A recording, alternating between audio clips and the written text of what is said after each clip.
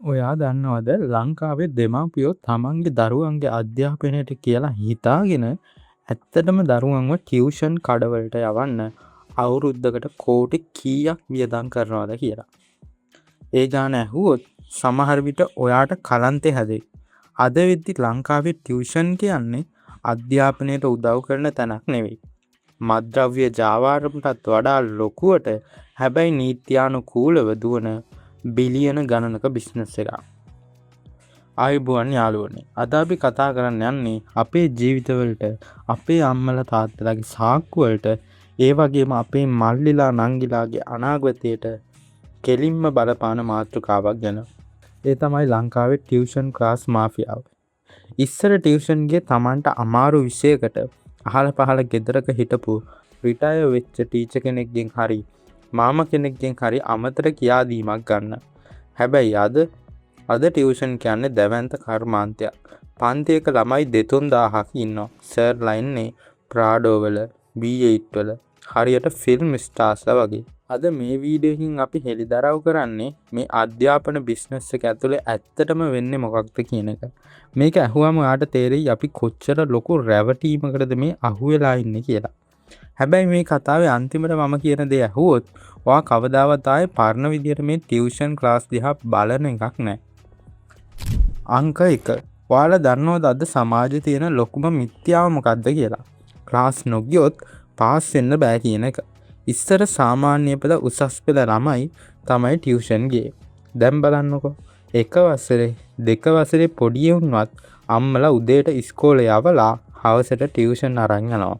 පොඩි කාලේ ඉඳන්ම දරුවගේ ඔළුවට දානවා ඉස්කෝලෙන් විතරක් ඉගෙනගෙන මදි ක්ලාස් යන්නම ඕනේ කියන එක. සමහර ඉස්කෝලවල ටීචර්ස්ලා උගන්වන එකත් නවත්තලා තියෙන්නේ. ඇයි? කොහොමද මුන් ක්ලාස් යනවන කියලා හිතලා. සමහර වෙලාවට උදේට ඉස්කෝලේ උගන්වන ටීචර්ම තමයි හවසට ටියුෂන් එකේ උගන්වන්නේ. ඉස්කෝලේදී තේරෙන්නේ නැති පාඩම අරුම පුදුම විදිහට හවස ක්ලාස් එකේදී සල්ලි දීලා ඉගෙන ගන්න තේරෙනවා. මාරයි නේද? මේකෙන් වෙලා තියෙන්නේ ළමයි ඉස්කෝලේ යන්න යාළුවෝ හම්බෙන්න, සෙල්ලම් කරන්න, ආතල් එකක් ගන්න විතරයි. ඇත්තටම ඉගෙන ගන්න වැඩේ වෙන්නේ ක්ලාස් එකේ කියන තැනට සමාජපත් වෙලා. හැබැයි මේක නිකම්ම ඉබේ සිද්ධ වුණු දෙයක් නෙවෙයි මචං. මේක පිටිපස්සේ තියෙනවා මාර මාකටිං ප්ලෑන් එකක්. මේ ගුරුවරු තමන්ව ප්‍රොමෝට් කරගන්න පාවිච්චි කරන ට්‍රික්ස් ගැන දැනගත්තම ඔයාට තේරෙයි මේක අධ්‍යාපනයට වඩා කොච්චර දුරට ෂෝ එකක්ද කියලා. ඔව්. අංක 2. ගුරුවරුන්ද නැත්නම් සිනමා තරුද? පාරක බැහැලා යන්න බෑ.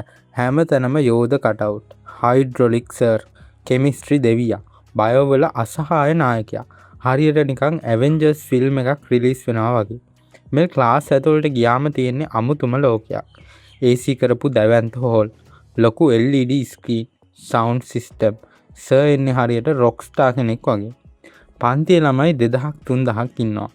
ඉස්සරහම පේලි 2-3ට ඇරෙන්න අනිත් කාටවත් සර්ව ඇහැට පේන්නේ නැහැ. එයාලා බලන්නේ ස්ක්‍රීන් එක දිහා. ඉතින් මට තියෙන ප්‍රශ්නේ මේකයි. ස්ක්‍රීන් එක දිහා බලාගෙන ඉගෙන ගන්නවා නම් ගෙදර ඉඳන් YouTube එකෙන් නොමිලේම ඒ පාඩම බලන එකේ තියෙන වැරද්ද මොකක්ද? මේකට තමයි කියන්නේ හර්ට් මෙන්ටැලිටි. හෙවත් රංචු මානසිකත්වය කියලා. යාළුවෝ ඔක්කොම යන නිසා ඒ ක්ලාස් එකේ රැල්ලක් තියෙන නිසා Tamanට තේරුණත් නැතත් එතනට රින් ගන්න ළමයි පුරුදු වෙලා. ඔය සද්ද බද්ද විහිළු කතා සින්දු කියන ඒවා අස්සේ ඇත්තටම ළමයින්ගේ ඔළුවට මොනවද යන්නේ? ඒක නෙවෙයි භයානකම දේ. භයානකම දේ වෙන්නේ මේ ෂෝ එකට, මේ LED ස්ක්‍රීන් වලට, මේ සර්ලගේ V8 වලට අපේ අහිංසක දෙමව්පියෝ ගෙවන මිල. ඒ බිල ගැන ඇහුවම ඔයාට පිස්සු හැදෙයි. 3 වෙනි කාරණාව. දෙමව්පියන්ගේ සාක්කුව හිස්වීම. මේක තමයි කනගාටු දායකම කතාව. සාමාන්‍ය පවුලක තාත්තා කෙනෙක්, අම්මා කෙනෙක් හිතමුකෝ දරුවා A level කරනවා. මාසෙකට ක්ලාස් ගාස්තුව විතරක් කීයක් වෙනවද? Theory class, revision class, paper class, මේ ඔක්කොටම විෂයන් 3ට ගෙවන්න ඕන. ඒ මදිවට ඇඩ්මිෂන් ෆී එක, අලුතෙන් කාඩ් එකක් ගහන්න ගියත් ඒකට වෙනම ගාණක්. සමහර ක්ලාස් වල තියෙනවා අනිවාර්යෙන් ගන්න ඕන ටී-ෂර්ට්. ඊට පස්සේ ටියුට් වලට සල්ලි. මේ ඔක්කොම එකතු කරාම මාසෙකට එක දරුවෙක්ගේ ටියුෂන් වලට විතරක් රුපියල් 15000ක් 20000ක් ලේසියෙන්ම වියදම් වෙනවා. මේ සල්ලි කොහෙන්ද එන්නේ? සමහර තාත්තලා රෑ නිදි මරාගෙන ත්‍රීවිල් දුවනවා. අම්මලා ඕවර් ටයිම් කරනවා.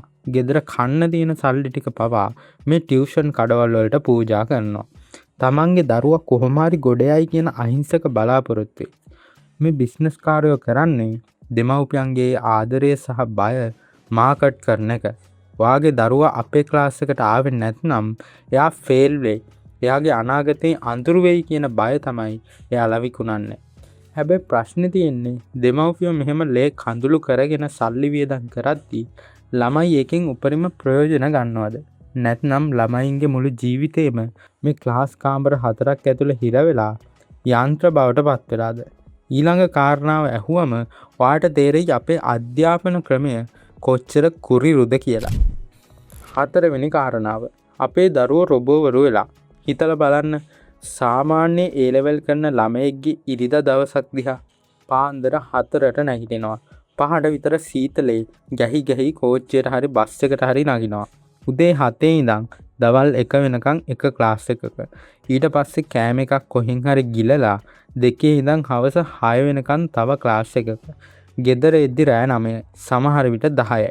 මේ ළමයින්ට ක්‍රීඩාවක් කරන්න වෙලාවක් නැහැ. පවුලේ අය එක්ක කතා බහ කරන්න වෙලාවක් නැහැ.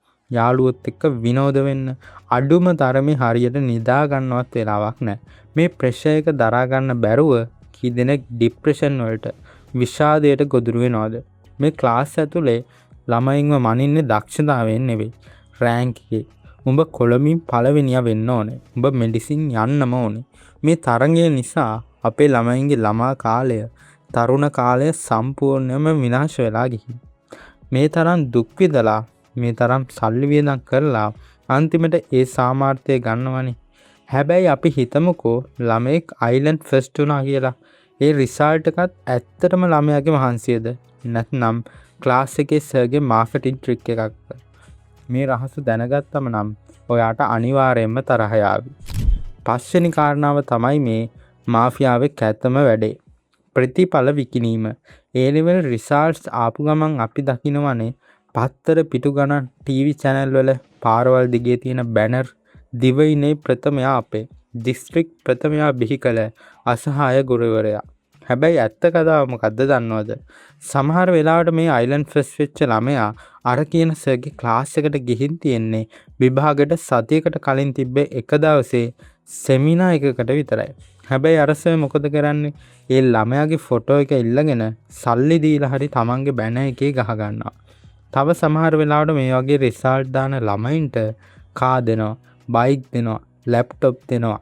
වා හිතනවද මේ සර්ලා මේවා දෙන්නේ යාළගේ සාක්කුවෙන් කියලා? නෑ යාළුවා. මේ කාර් වලට සල්ලි ගෙවන්නේ අර පන්තියේ පිටිපස්සේ පේලිවල ඉඳලා හරියට තේරෙන්නේ නැතිව විභාගෙන් ෆේල් වෙච්ච අර අහිංසක ළමයි 5000ක් විතර දෙන මාසික ගාස්තුවෙන්. එක ළමයෙක්ගේ සාර්ථකත්වය මාකට් කරලා අනිත් ළමයි දහස් ගණනකගේ සල්ලි ගසා ගන්න මේ සිස්ටම් එක තරම් මාරාන්තික බිස්නස් එකක් ලංකාවේ තවත් තියෙනවද?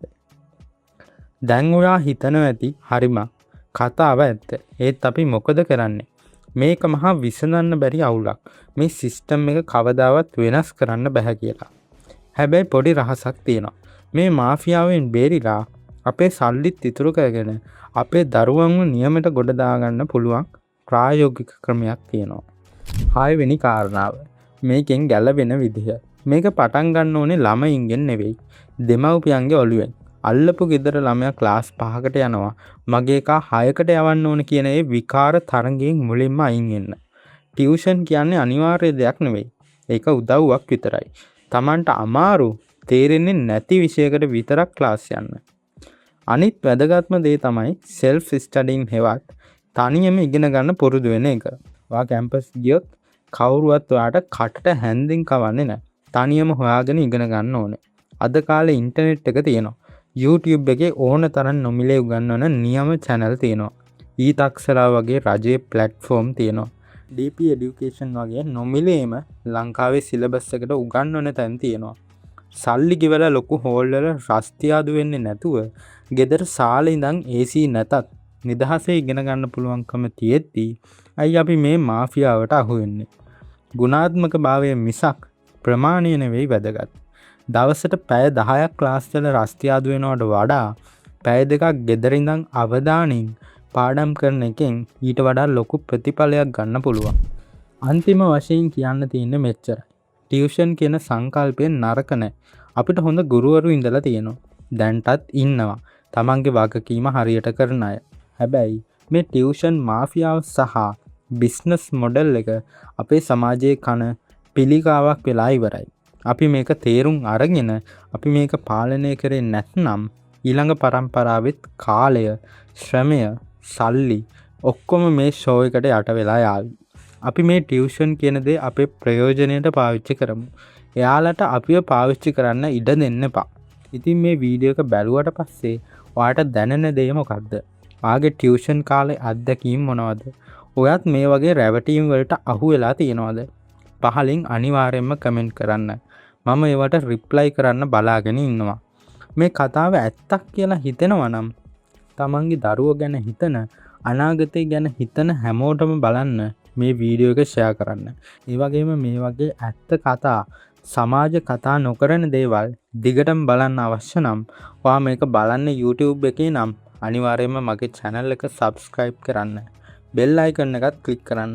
Facebook එකේ බලනවා නම් page එක follow කරන්න අමතක කරන්න එපා. වීඩියෝ එකට like එකක් දාලා support එකක් දෙන්න. එහෙනම් තවත් මේ වගේම වැදගත් වීඩියෝ එකකින් අපි ඊළඟට හමු වෙමු. පරිස්සමින් ඉන්න. ජය වේවා.